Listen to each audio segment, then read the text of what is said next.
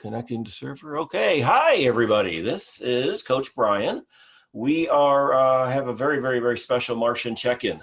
We are checking in with our long ago former MARSian, Katie Meili, and yeah, this is kind of cool. We see each other occasionally and talk, well, 3, 4, or 5 times a year at least, and see each other at conventions and meetings. My chair's breaking. But I thought it'd be real special to have Katie with us today, and the questions that you guys sent in were awesome, and thought maybe she could answer a few of those, and she can tell us about what she's up to. So hi, Katie. How are you? Hi. Yeah, I'm so excited. This is fun, and like Coach Brian said, I was a swimmer of his about 20 years ago. Well, hold on, hold that thought right there, Okay. Because look at this. Here, I told you I was going to fool you with some of these. Okay. Oh boy. I'm going to move out of the way. Look at that. Yeah, there you go. That is Katie. 8 years old. Yep. I'm going to say this is SMU. It's got to be about year 2000, 99 or 2000. Yep. Probably. Although it has to be an A meet because that's the only they discovered. That's the ABB meet. I guess they did. It was my first long course meet ever. Yeah, there's a long course pool at SMU. Look at that. And I remember diving in and thinking, when is this pool going to end? Boy, don't we wish we had a long course pool right now? Yes. That's so at any rate, sorry about that. I just had to get it. Look how cool. Same logo, same colors. Yeah, the cap's the same. Red, white, and blue. We've gone a little bit more. Speedo's come out with some better suits, of course, over the years. But the cap's still. You don't race in that suit anymore, or those goggles with the antenna. Oh, that's awesome. Oh, okay. So where are you, by the way? Where are you physically located right now? So right now I'm physically in Columbus, Ohio. I'm spending time with my boyfriend who lives here, but I guess I'm quarantined here. But I live in Washington, D.C., which is where I'm in law school at Georgetown, and I love it there. So I've been there the last 3 years, and yeah. Very cool. Very cool. Very cool. Well, again, we had some questions, and let's see what our folks want to know about you. Let's see. So the first question I got from everyone is they wanted to know, of course, you're a wonderful breaststroker, and they wanted to know if breaststroke was always your favorite stroke. That's a great question. I think no, the answer is no. When I was about that size, that years old, I think I thought I was a backstroker, and mainly probably because I liked the fact that you could breathe the whole time. But my first, I swam summer league starting out, as I'm sure many of you also did, and I swam the 25 backstroke at the TAF, state championship summer league, and I got 4th place, and I was so excited about that. I remember being like, I'm the 4th fastest swimmer in Texas. Little did I know, right? But yeah, I think I started out as a backstroker. I remember breaststroke, I always liked it. I remember learning it and being like, there's a lot going on here, but I always liked it. And then I think when I was probably 11 and 12 was when I started beating other people in breaststroke races. And I was like, oh, I think I might be a breaststroker now. Yeah. And kind of since then, it's always been my best stroke. But I will say my club coaches, so I swam for Mars and then GCAT, which no longer is in existence, and then NTN. But all of my club coaches did a wonderful job of making sure I swam all of the strokes and all the distances. So I really was a strong IMer my whole career. And actually my first national championship was in the 200 IM. And I swam the 200 IM all through college. And it's one of my favorite events too. So yeah, so I guess I was always a breaststroker. I was like that breaststroker in the IM that everyone was like, oh no. But yeah, I love doing all the strokes, but I think probably from a pretty young age, I knew that breaststroke. Yeah. I remember going back a ways now, you were 15 and we were at Georgia Tech. And you got your first juniors cut in the breaststroke. And, I had to look at it. Was 2006. And I remember it was 2006, but I had to look it up because I remember you didn't win. No, I got second. You got second. But do you remember who you got second to? No. Katie Marsh. Really? Yes. Yeah, I thought that was just interesting. So I looked it up. But yeah, it was Georgia Tech back I 2006. remember that swim so well. 114, I think, was the cut. Yep. 114.6, Yep. maybe. Yeah. Yep. And you won 114.8. Yep. Yeah, Oh, and I'm sorry. It was the other way around. You won 114.6. It was 114.8. yeah, and I just remember it was like the most exciting race of my life to that point, and it was like a big drop. I think I went way faster at night. I think you dropped like 2-3 seconds or something. Crazy, and everyone was so excited. That was a fun meet at that zone. Yep. Wow. I remember calling mom and that. That was pretty cool. Before you could like text instantly, right? Or like results didn't show up instantly, so you had to call it took forever and let them know. Cool. All right. Well, awesome. Another good question. See, how do you focus on your goals? Now, that's kind of a broad question, but how do you focus on your goals? It's a great question. So when I talk to young swimmers, I always talk about two different types of goals. And the first one is like I call it kind of the big scary goal. And that's more of like your dream, right? Like I want to go to the Olympics one day would be a goal like that. And they're kind of abstract. You don't really know how you're going to get there. It's kind of for you at this moment in time, sort of out of the realm of reality. But it's something that you sort of have in that, you're at your atmosphere and you kind of think about and you want and you long for, and you see something on TV and you're like, wow, I really want to do that or be that. And then you also have, I call them boring goals. And those are like your daily, that's like the grind, right? That's like having a good practice or in practice, making sure you're doing a certain number of dolphin kicks off every wall or not breathing in or out of the walls. And staying really disciplined. And on top of that, and the way I always describe it is every time you accomplish one of those daily boring goals, you start building yourself a ladder.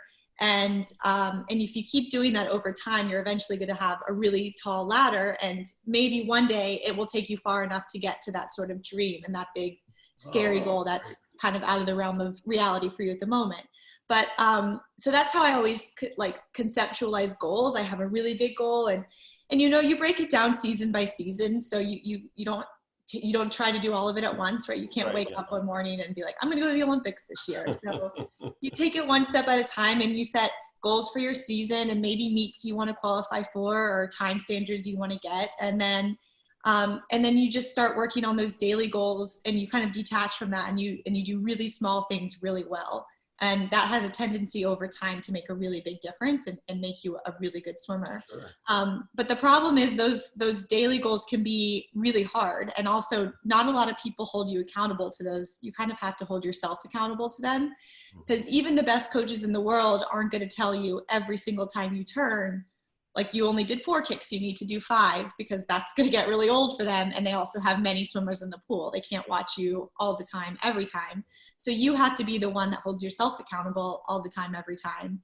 And that can be really hard to do. So I like to challenge myself. I'm very competitive, and I'm competitive with myself. So the way I think about my goals is, did I do something today that was a little bit better than what I did yesterday? And if I can find a way to do that, and obviously we're not perfect, right? I certainly had many bad days, and that's normal, and you all do that. But even in a bad practice, or if I'm having a bad day, I try to find something I can think about to where when I walk away from the practice, I'm proud of myself for something and I feel like I accomplished something. Very cool. Wow, great answer. I hope everyone's listening to this. Let's see. So, here's one. Who was your swimming idol growing up? This is a good one, and I was thinking about this. So I obviously grew up as a young breaststroker, and I loved Amanda Beard, and I think she was probably my biggest idol, and then also Natalie Coughlin. Those were the two sort of really great female role models that I had. And it's a very cool story for me, because my first international meet was at Pan American Games in 2015. And Natalie Coughlin was actually on that team. It was her last it was her last US team trip before she announced her retirement. And the way it worked out, she was swimming on the 400 medley relay at that meet. She swam backstroke and I swam breaststroke. So I got to like dive off of her and be on a relay with her, and it was so surreal for me to be like watching her come into the wall and be like, oh my god, I can't believe I've made it here. Like I had posters of you on my wall growing up and idolized you. I think it speaks to her, like she's just an incredible athlete, and how she was able to sustain such an incredible career for so long was really inspiring and really impressive. And she's also like a great human being, and now we're friends, and that's like it's just a dream come true. And I also got to meet Amanda the night I made the Olympic team in the 100 breaststroke. A lot of former Olympians come back to trials to do various events and I guess kind of like schmooze around, right? And she was in the hotel and she was in the lobby. And I was with another one of her friends who had met her before, and we kind of walked up to her and she was like, "What's your name?" I was like, "I'm Katie."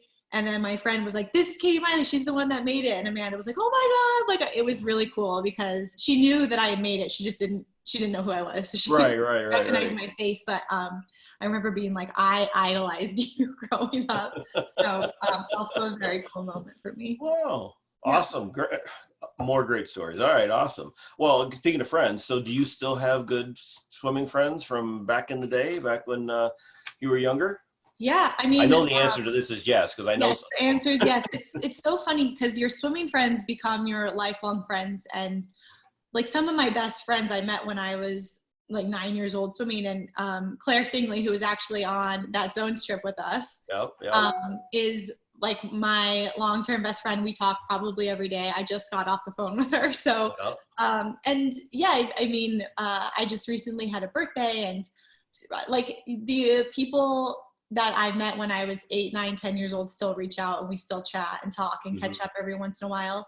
And the coolest thing about swimmers is that all swimmers get along. Like all swimmers, you know, we're all kind of the same. We're all a little bit weird, like, you know, born of the same cloth, but it's so easy to, and comforting to meet swimmers, and it's very easy to form friendships and relationships. But on the, like, being in the sport for so long, the flip side of that is those relationships last because you go through so much together and you grow together and you encourage each other and you become teammates and you push each other, right? It's not always like butterflies and rainbows. Sometimes you're like telling your teammate to go faster in practice or to like get it together or to stop sitting out, right? So you learn how to navigate all sorts of, you know, life's challenges together, and that makes for lasting friendship. So yeah. It's funny, recently, I don't know if Claire told you this, we had Beisel at the Grapevine pool. It was 6 weeks ago, and we're talking and walking. She looks up on the record board and she sees Claire's name up there. So she immediately calls Claire, and she's FaceTiming her, and she's looking at the board, and she says, "Look who's here." And so she puts me on there. Yeah, Coach Brian. I mean, it was just funny, you know, all these years later. To your point is that you know, the swimmers are just best friends. It's family. And it's a small world, so you really do get to meet everyone and get to know everyone. And that's very cool. Okay, let's see. Your favorite race, and then your hardest race. They don't necessarily have to be the same. Yeah, maybe they are. They're definitely not the same. That's for sure. My favorite race is probably the 100 breaststroke. I just feel like I spent so much time perfecting. I think they want to know your favorite race, not event. Not event. Got it. Okay. Favorite race. Okay. I have two that are a tie. Okay. The Olympic final 100 breaststroke, just because like, like dream, right? Like so cool. But the thing about that race is I actually don't remember it very well. I kind of blacked out. So I don't remember like the actual swimming at all. I remember dying the last 10 meters and being like, please, Lord, like just let the wall be here soon. And I remember everything before it and everything after it, but I barely remember that race. And so it's tied with 2017 Worlds, which was the following year. World Championships was in Budapest. And that was kind of, I knew that was probably going to be my like last big major international competition. And it's like when you come off an Olympic year, all the pressure kind of fades away. And I swam that year, and I felt like swimming was a little bit effortless that year because you didn't have that intense pressure on you, right? Like we'd been training so hard for 4 years straight, and that year was kind of like a little bit more laid back, a little bit more fun. And I swam like best time after best time. I World Championship trials, I went 2 best times in a row, and then at Worlds I went 2 best times in a row, and I think I went 105.02, which was like a full second faster than I had gone in the Olympics, and I got the silver medal instead of the bronze. And I just remember that race feeling like everything was perfect and everything was clicking, and that doesn't happen too often, as I'm sure all you guys know as swimmers, right? You always get out and you're like, I should have done this different, or I really messed up that turn. But that race was pretty close to perfection as I think I could have gotten. And that was a cool moment for me. So favorite races, those two are tied. Hardest races, there have been many, but I'll probably say that I did a 400 IM long course at the Mesa Pro Swim once, and I think I threw up on the 100 freestyle, like in my mouth. And that just 400 IM long course is the hardest event in swimming by far. Also a 400 IM at conference one year. I think it was 2011 Ivy League Championships prelims. I didn't do great. It's always the ones where you're moving slow that so, well, we'll pass over that then. Okay, yeah. We'll forget about that. Let's see. Kind of a generic question here. It says, what's it like to be retired at the ripe old age of 29? But how's it feel? Old. Although 29 does feel old. Whoa, hold on a minute. What? Excuse me. I still feel very young. Okay, well, me too, right? Okay, good. Yeah, it feels really good. I think that retirement for swimmers, and I mean, the way I look at it is I was so lucky to have, right, because I originally thought I was going to stop swimming after college, and I'm even lucky I got to swim in college, and then I got to swim for 6 years beyond that, and that's so cool. So the fact that I was able to do the sport I loved until I was 28 years old, I think is incredible. And retirement can be funny, right? Because you're like not sure when to walk away. And I kind of struggled with it too, because I knew I didn't want to leave swimming with a bad taste in my mouth. And I wanted to make sure that while I was still training and competing, I was giving it everything I had. And if there ever became a time when something else was taking my time or attention, that I was going to have to like make a decision about whether to let it go. And I didn't think I was going to be able to balance swimming and law school, but I swam my first 2 years of law school, and it really wasn't until my third year that I really started getting set on career paths and had some incredible internships and like student attorney opportunities, and I couldn't really give those up. And so it felt like the right time to transition and sort of to say goodbye to swimming. But I left swimming on a high note. I was still improving. I was still winning medals. I knew I definitely did not want to keep going until I was just like not making teams, like adding time over and over for a variety of reasons. You know, that can happen for a lot of different reasons, but I just wanted to leave it on my terms, and swimming had always given me so much. And so I always wanted to think back on it with only good memories. And I found a way to do that. And I'm so grateful for the way I was able to kind of phase out and at the same time transition into something else in my life, because I think swimming can be very consuming, and it becomes like a huge part of your identity and who you are. Exactly. I mean, it's all I did, right? For pretty much 20 years, I was a swimmer. And so to all of a sudden one day wake up and not be a swimmer anymore, it can be a little bit jarring. So I wanted to make sure I had things in place in my life where I wasn't just a swimmer anymore. I had other things going on. And other things to look forward to and to work towards. So I'm proud of myself for the way I did it, and it feels good to be retired. I definitely don't miss like getting in the pool every day. That's right. I don't miss getting my hair wet every day. I think one of the questions was, do you miss swimming? I miss big picture stuff all the time, and I miss big meets, and you know that feeling you get when you like accomplish a goal and you have a great swim. But day to day, no, I don't miss jumping in the cold pool. I don't miss smelling like chlorine all the time. So some things to look forward to, even if you're really sad too. Oh, let's see. I don't know. Well, I know, but the folks don't know. Where did you go to college, and why did you choose that school? Was it for swimming or for studying? Yeah, that's a great question. So I went to Columbia University. It's in New York City, and I chose Columbia because I wanted to go to a school where academics was going to be equally important to athletics. Is it really? Academics is important, really? Do you hearing that, everyone? Academics is important. So I'm a little bit of a nerd, and I've always loved school. And actually today was my last day of law school, and so I'm like a little bit depressed. So this has been nice to get my mind off of it. But I've always loved school. I've always loved going to classes, and when I was coming up through high school, I was a good swimmer. We talked about like I had my juniors cuts, but I wasn't necessarily a superstar, and I wasn't like winning all the meets. But so I wasn't heavily recruited out of high school to swim at any of like the major, big swimming schools that you tend to think of.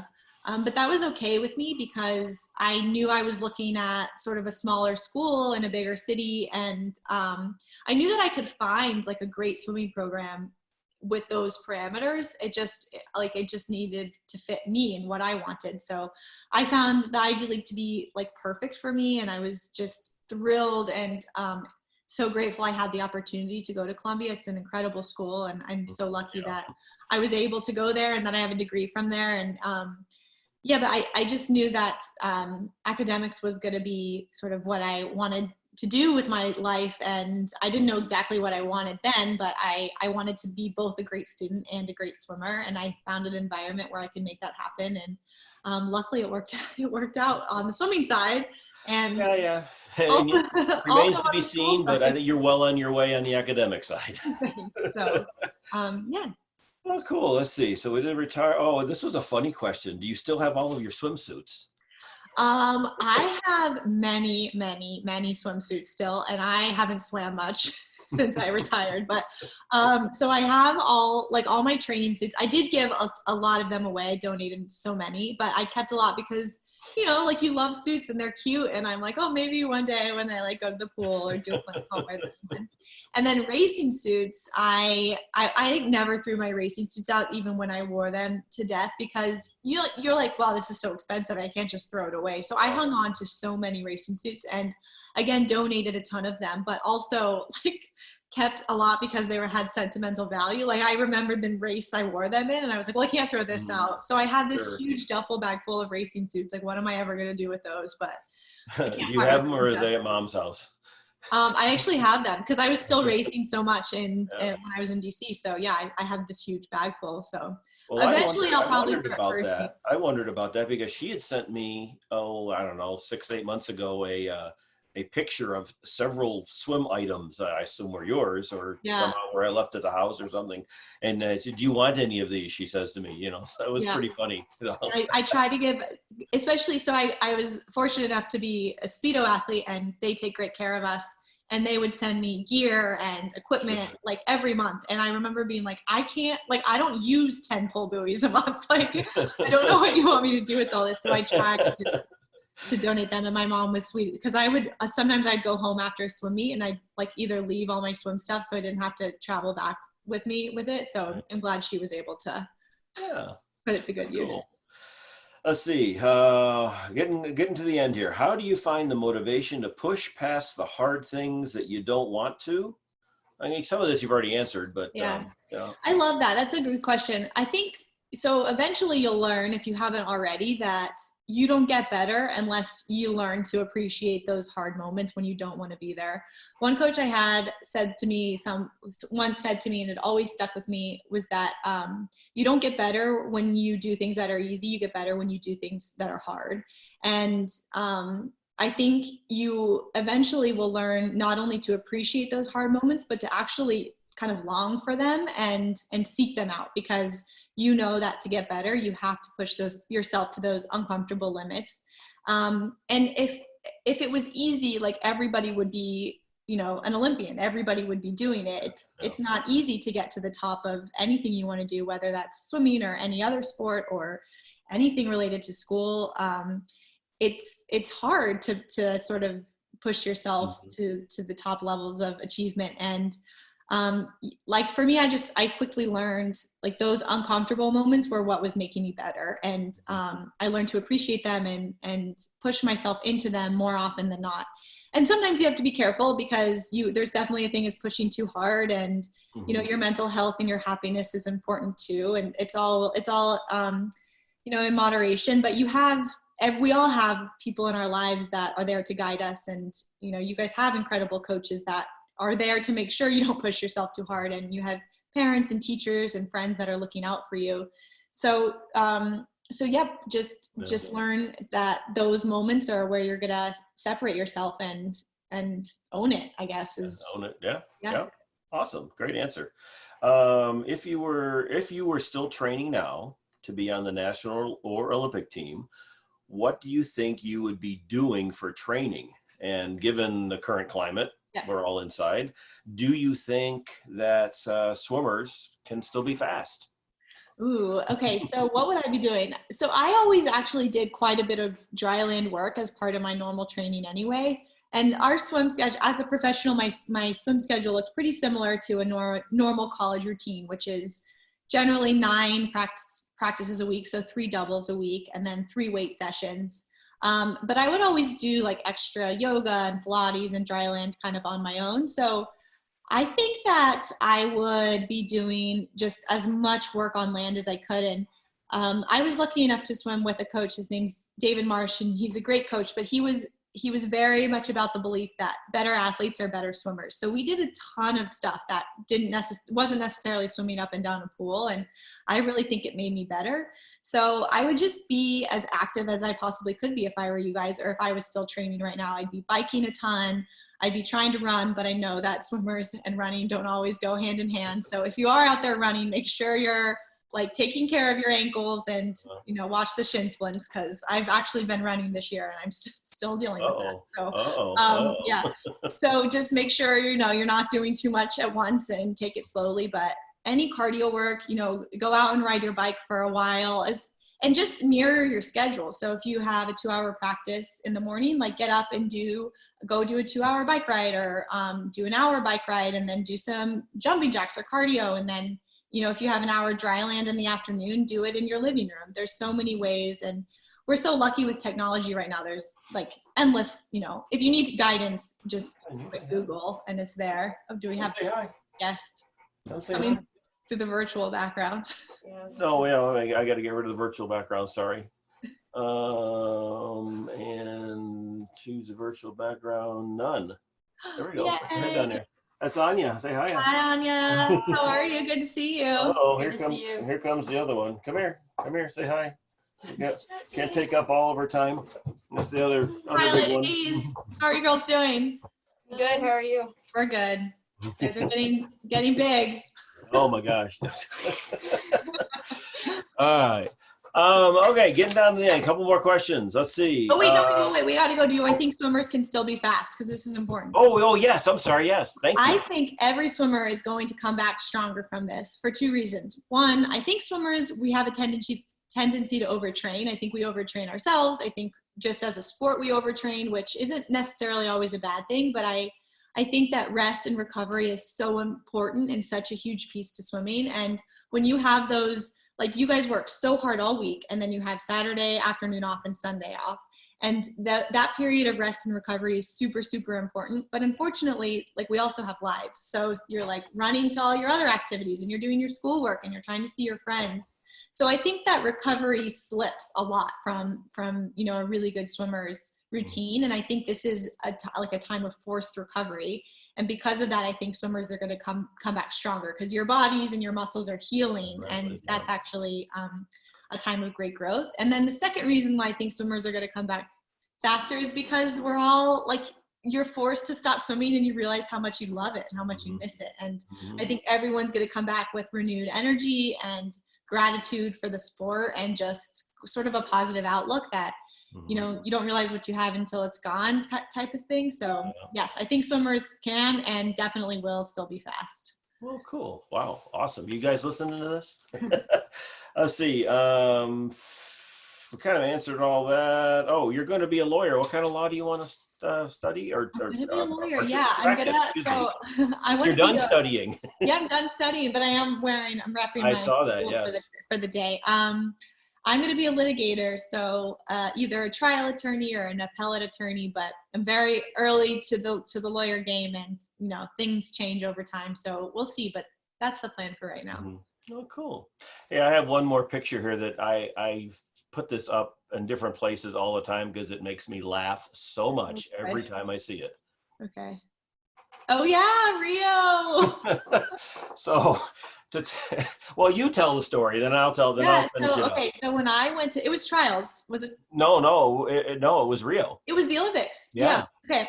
So my parents adopted a dog named Rio. I think it was like that's him, the brown one to the right there. Yeah, with a little scratch on his nose, a scar. Yeah. It was probably in 2013 13 or 14 maybe, and like he came with the name Rio. It's not like my parents were like, oh, our daughter's gonna go to Rio, we're gonna name our dog Rio. And actually when my mom like put the two and two together, she was like, it's fate, like Yeah. but so we adopted this sweet brown lab, and when my parents went to the Olympics, because so they hadn't like, and I don't, for all of you guys that don't know, Olympic trials is 6 weeks before the Olympics. So you don't know if you're going until pretty close until the Olympic Games happen. And I was very, my mom's superstitious. Her dad was in the Navy. I'm pretty superstitious. So I was very adamant about like, don't book a flight, don't book hotels, because if you do that before trials, like it's bad juju. I won't make it. Like, don't put it out in the universe. So I don't know if they did. They might have like done something and not told me, but for the most part, they hadn't planned on going to Rio until I made it, and they were like scrambling, right, to like book flights because everybody in the world was doing the exact same thing. Sure. So they didn't really like know what to do with the dog because they were to be gone. And I don't know if, I think my mom probably called Coach Brian, because you guys had two labs yourself, and was like, can you take the dog? And yeah, it was funny. It was kind of like, I do it. I talk to your parents periodically, and she called me. She says, would you mind, can I ask you? And I'm like, well, of course, what's another dog? It was just like, so, but the picture, a little bit hard to see, but this is Medley, my dog Medley at the time. And so we did some silly thing where we dressed him up, and it was just before one of your races. I don't remember which one. And we put a Mars t-shirt on this one, and Rio had goggles, and we put them in, and this is in our bedroom, took pictures of the dogs and put them off. I got a lot of mileage out of that picture.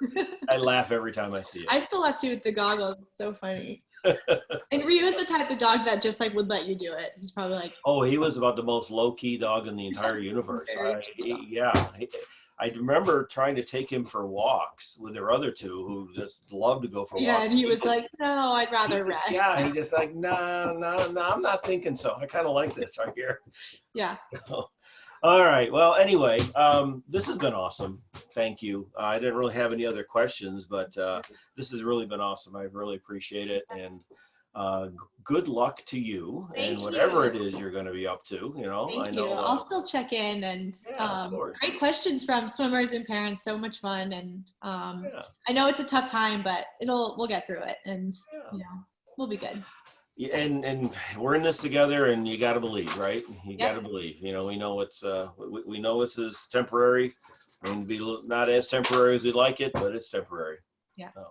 So you hold on just a second. I'm going to turn this off. Well, thank you very much, Katie. Thank you. And we will talk again soon. So let's see. Let me turn this recording. Boom. And